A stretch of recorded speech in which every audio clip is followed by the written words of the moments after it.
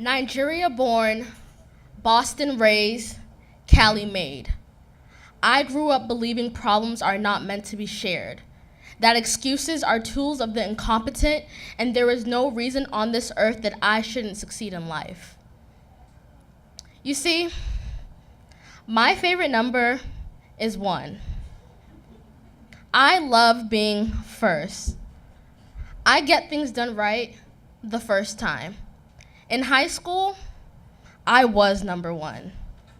Tell me something once, I got it. I soon realized that would change. Coming to Stanford, I knew I wanted to be a child and adolescent psychiatrist, but had no sense of direction towards that goal. All my life, they told me to get into a good college, but no one told me how to get into medical school. Take 31A, they said, so I just did what all the other pre-meds were doing. They tell you all the classes you need to take, but forget to tell you to do well. The funny thing is everyone is quick to say they are taking 20 units, but get silent when you ask who's struggling. The friends I spent the 23 out of the 24 hours of the day were getting A's, while I kept saying, C's get degrees. But C's don't get into medical school. At least that's what they told me.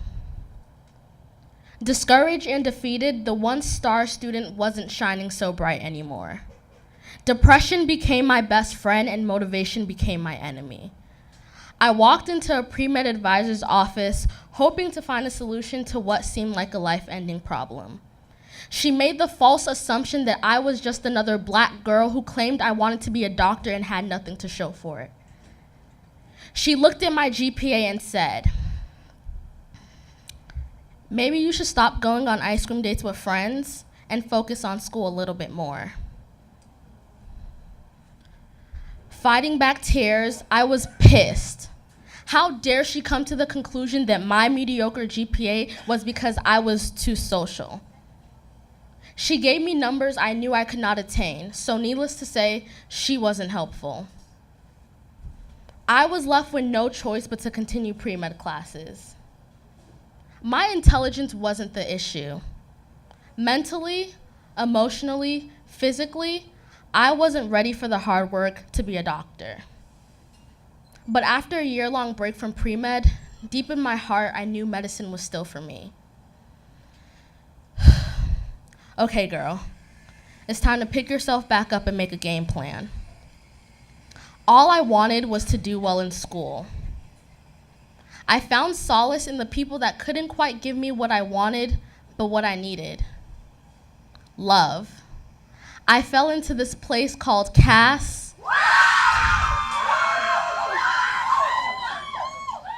called love, called home. With open arms, they resurrected the idea that I too could still be a doctor. They began to address me as Dr. Adebagbo.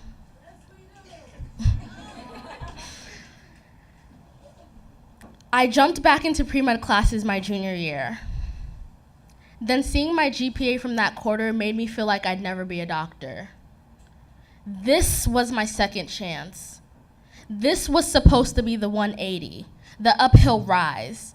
I had all the motivation in the world and still didn't do well that quarter. After a winter break of tears and despair, I realized crying wasn't gonna raise my GPA. I'm a pick yourself up by the bootstraps kind of girl. Stanford wasn't gonna fight for me, so I had to fight for myself. I was quick to beat myself up about failing, yet slow to give myself another chance. I forgot that this thing called chance was limitless. Forgiving. Welcoming. This thing called chance said that I could try again. This thing called chance did not promise that I wouldn't fall, but promised that I can get back up. This thing called chance said that my GPA is not a measure of my intelligence, but a test of my resilience. This thing called chance said that I, Oluwaseun, Adebagbo, would be a doctor. This thing called chance. Reflecting on my 4 years at Stanford, I have to work 10 times harder than everyone else to get the same results. I've learned to advocate for myself, to find people who want to see me succeed, to share my struggles and celebrate my successes no matter how small. I've learned to love myself every step of the way. I could have viewed my obstacles as failures and given up, but I chose to redefine my failures as growth. And my heart goes out to every Nigerian girl from a low-income immigrant background who went to a small charter school in the heart of Boston, who got into Stanford and thought she could define success the same way she did all her life, by getting good grades. And my heart goes out to every doctor that could have been, that would have been, that should have been, but didn't, because they thought they messed up. They thought they had one chance. Second chances weren't a thing. That second chances were a figment of our imagination, and those who dare try again would not succeed. Those who believe in this false notion that pre-med advisors are fortune tellers and general chemistry determines their fate. So Stanford, I didn't screw up. You did. From the moment I walked onto campus, I was not set up for success. I didn't know what office hours were. I didn't know you had to study to do well.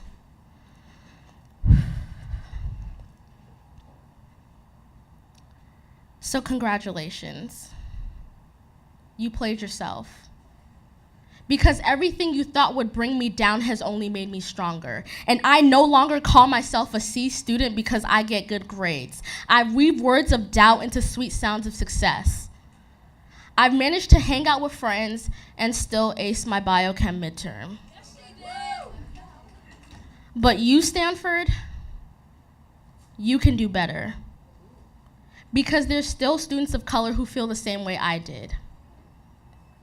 And while medical school is a couple years away from me, I'm just rooting for everyone Black.